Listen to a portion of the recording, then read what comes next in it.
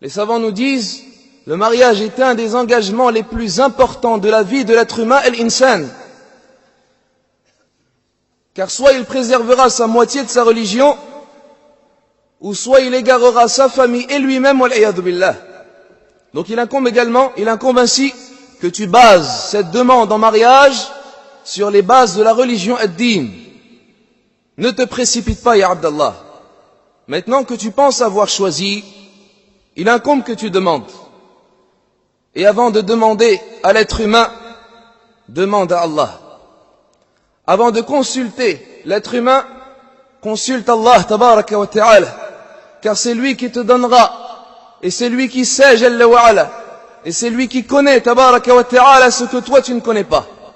Tu penses que cette femme est la femme qui te convient. Tu penses que cet homme, ya ukhtil karima, est l'homme qui te convient, mais tu ne sais pas ce que c'est Allah, jalla wa ala.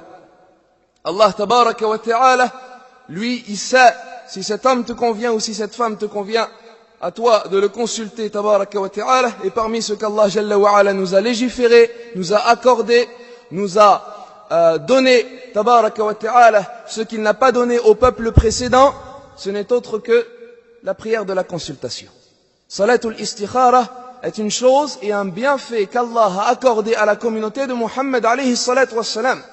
Et autrefois, les associateurs al-mushrikoun, qu'est-ce qu'ils faisaient? Ils utilisaient la superstition, ils regardaient des signes, et ils se basaient sur des signes qui se passaient dans cette vie, afin de baser et de décider et de prendre leurs décisions. Nous, les musulmans al-muslimoun, là, nous consultons Allah, jalla wa ala, allamul ghuyub, celui qui connaît tout ce qui est caché et ce qu'il y a dans l'avenir, tabaraka wa ta'ala, celui qui décide, celui qui destine, celui qui décrète, tabaraka wa ta'ala, celui qui connaît la femme que tu veux. Il connaît la femme qui te conviendrait. Il connaît celle qui a la bonne mentalité. Car beaucoup de gens, beaucoup de frères, malheureusement, qu'est-ce qu'ils disent? Ou ils doutent sur la mentalité de la femme. Ils viennent te dire, oui, mais moi je pense qu'elle a une mentalité un peu fatiguée. Hein? Souvent, on doute sur la mentalité de la femme ou bien sur la mentalité de l'homme. Allah Azza wa Jal, c'est lui qui connaît la mentalité. C'est lui qui sait est-ce que tu vas t'entendre avec cette femme. C'est lui qui sait comment est-ce que tu vas t'entendre et comment est-ce que tu vas parler avec cette femme. Tout ça, Allah tabaraka wa ta'ala le sait. Et c'est lui-même qui le décide. Donc à toi tout d'abord de le consulter. Et salatul istikhara, c'est une chose qui doit rester avec toi en permanence toute ta vie, dans toutes tes affaires. Le prophète sallallahu alayhi wa sallam effectuait la prière de la consultation pour toutes ses affaires, sallallahu alayhi wa sallam. Donc consulte Allah jalla wa ala. Et sache également que lorsque tu vas demander cette femme en mariage, cette demande, fais comme si que tu l'as demandé à Allah tabaraka wa ta'ala. Cette demande, fais comme si que tu l'as demandé à Allah jalla wa ala. Dédie-la à Allah tabaraka wa ta'ala. Fais en sorte tout d'abord de craindre Allah azza wa jal même dans cette demande. Ya akhil karim, tu vas commencer ton mariage, tu vas commencer cette vie. Ne la gâche pas dès le départ. Commence-la comme il le faut. Crains Allah tabaraka wa ta'ala. Base ce mariage sur une base et sur des fondements de la piété at-taqwa. Ne commence pas à tout gâcher. Beaucoup de gens se demandent, comme on le dit et comme on le répète, la plupart des questions, la plupart des fatawas qui sont posées aux shuyukh de nos jours, c'est quoi? Problème de divorce. Problème de divorce, problème de couple. La plupart des questions, sans exagérer, problème de couple. Le plus grand nombre de temps que passent les gens de science et les savants à répondre aux questions de nos jours et à l'actualité et à cette époque, c'est pour résoudre des problèmes de couple. Pourquoi cela? Car ils n'ont pas basé leur mariage sur des bonnes bases. Donc au lieu de le regretter, réfléchis. Consulte Allah tabaraka wa ta'ala. Et lorsque tu auras choisi cette femme, sois sincère à Allah jalla wa ala. Car malheureusement, beaucoup de gens et beaucoup de jeunes, lorsqu'ils ont choisi une femme, ils ne veulent plus que cette femme. Lorsqu'ils l'ont choisie, khalas, il n'y a plus de consultation à Allah Azza wa Jal. Même dans l'istikhara, c'est plus une istikhara, c'est une dua.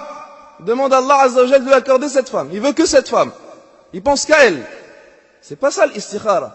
L'istikhara, tu demandes à Allah si cette femme te conviendra. Si cette femme est un bien pour toi. Si cette femme t'aidera, si cette femme te fera préserver ta religion. Ce n'est pas tu demandes à Allah de te marier avec cette femme. Dans ce cas-là, à quoi sert la consultation? Donc il incombe que tu sois sincère à Allah. Tu demandes à Allah Azza wa Jal, ya Allah, si cette femme est un bien pour moi, dans mon avenir, dans ce bas monde, pour ma religion, accorde-la-moi. Et facilite le mariage avec elle, et destine-le-moi, et accorde-y la bénédiction. Puis, l'autre versant de l'invocation. Mais si cette femme est un mal pour moi, dans ma vie, dans ma religion, dans mon apprentissage de cette religion, et dans toute ma vie, écarte-la-moi d'elle, écarte-la-moi de moi, et écarte cette femme de moi, et mets-la loin de moi, et accorde-moi et destine-moi une chose meilleure. Pourquoi cela? Car toi tu veux quoi? Tu veux une femme vertueuse. Car toi tu veux qu'Allah tabaraka wa ta'ala te guide dans ce bas monde ad-dunya pour que tu bénéficies du paradis al-jannah. Tu ne veux pas exclusivement une femme, mais tu veux ce mariage béni qui te préservera ta religion. Tu veux ce mariage qui t'aidera dans ta religion. Tu veux cette femme vertueuse qui sera la moitié de ta religion préservée. Tu ne veux pas ainsi n'importe quelle femme. Et de même pour notre sœur, ya Ukhtil Karima, c'est la même chose. Ne tombe pas dans les sentiments amoureux du mari et du prince charmant. Dès que tu l'auras vu, ou dès que tu auras entendu qu'il s'est intéressé à toi, khalas, tu ne veux que te marier avec lui, tu as déjà dit oui, et tu ne penses même plus, alors que tu as consulté Allah Jalla wa Ala. Consulte Allah sincèrement. Dis, ya Allah, si cet homme ne vaut pas un homme pour moi, si cet homme n'est pas un bon homme pour moi, si cet homme ne va pas préserver ma religion, mais je ne veux pas de lui. Je ne veux pas de lui, car tu es sincère à Allah, car tu veux qu'Allah tabaraka wa ta'ala te préserve ta religion. La sincérité à Allah Jalla wa Ala. Ayyuhal ikhwatul kiram, la demande a des conditions. Il t'est interdit, ya Abdallah, de demander une femme qui est déjà demandée en mariage. Bien évidemment. Il t'est interdit également, et ceci selon la divergence des savants, il t'est interdit également de demander en mariage une femme qui aura été divorcée et qui est encore dans sa période de viduité al-iddah. Ceci sont des conditions. Et lorsque tu t'engages à demander une femme en mariage, ya Abdallah, il faut savoir également comment la demander. Tu demandes à qui? Tu demandes à qui? À elle-même? Hein? Tu demandes à sa mère, à son frère, à son père, à son tuteur. À qui tu demandes la femme en mariage? C'est une question très importante.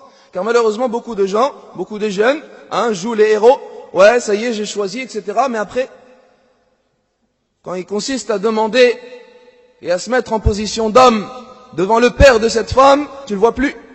Il va commencer à envoyer un texto et un mail et envoyer quelqu'un pour aller la voir, etc. Mais pour aller voir le père, très difficile.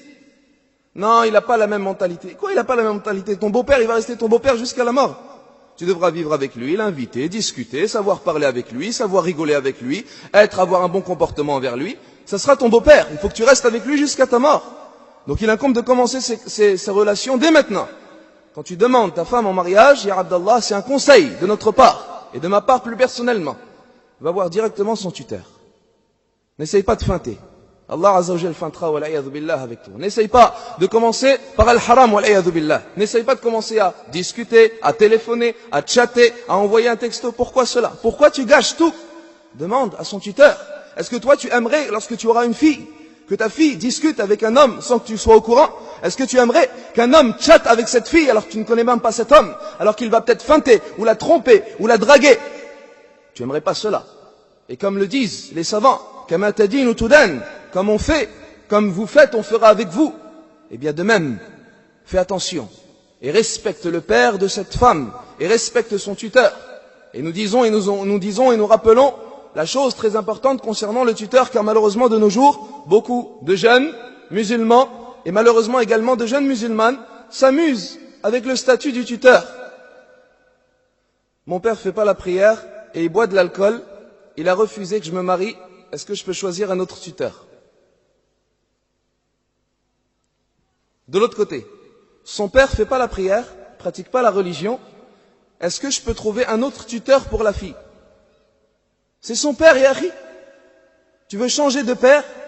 Tu veux lui donner un autre tuteur? Est-ce que tu es à la place de ce père pour accorder cela? Nous disons non, ce n'est pas comme cela. La tutelle, le tutorat d'une femme n'est pas à déplacer comme cela, comme on le veut et comme il nous semble. Mais ceci est très délicat, ya Abdallah. À toi de faire attention à cela. C'est son père, c'est le père de cette femme. Il est responsable d'elle devant Allah tabaraka wa ta'ala. Ainsi, ce tuteur, malgré sa religion, malgré son éloignement d'Allah tabaraka wa ta'ala, malgré le fait qu'il ne craigne pas Allah jalla wa ala comme toi tu le voudrais et comme Allah tabaraka wa ta'ala le voudrait, il t'incombe de le respecter et de patienter et de suivre les réponses de l'istikhara. Si Allah Jalla wa Ala te complique la tâche, si Allah Tabaraka wa Ta'ala voit et fait en sorte que le mariage ne se passe pas comme il le faut et que le tuteur refuse, eh bien c'est un signe de la part d'Allah. Pourquoi tu te compliques la vie? Pourquoi tu t'entêtes à vouloir te marier avec cette femme? Allah te montre que tu ne dois pas te marier avec elle.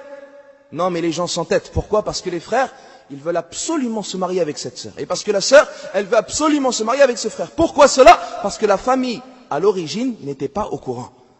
Et que le dialogue s'est effacé, s'est passé en l'absence et sans que la famille soit au courant. Donc nous disons, tu es un homme, tu vas demander la main à son père. Et tu regardes ce qu'Allah Azza wa Jal te destine. Tu vas voir son père, bi'idhnillahi Azza wa Jal. Et si son père n'est pas là, tu vas voir son grand frère, ou bien son oncle. Mais tu vas voir quelqu'un qui représente le tutorat de cette femme, et qui ainsi établira les relations de ce mariage de la meilleure des façons auprès d'Allah Tabaraka wa Ta'ala. Et ainsi, si la chose se complique, c'est un signe qu'Allah Azza wa Jal ne veut peut-être pas te la destiner. Et si les choses se facilitent, bi'idhnillahi Azza wa Jal, cela veut dire qu'Allah Tabaraka wa Ta'ala t'accorde un bon signe concernant cette femme.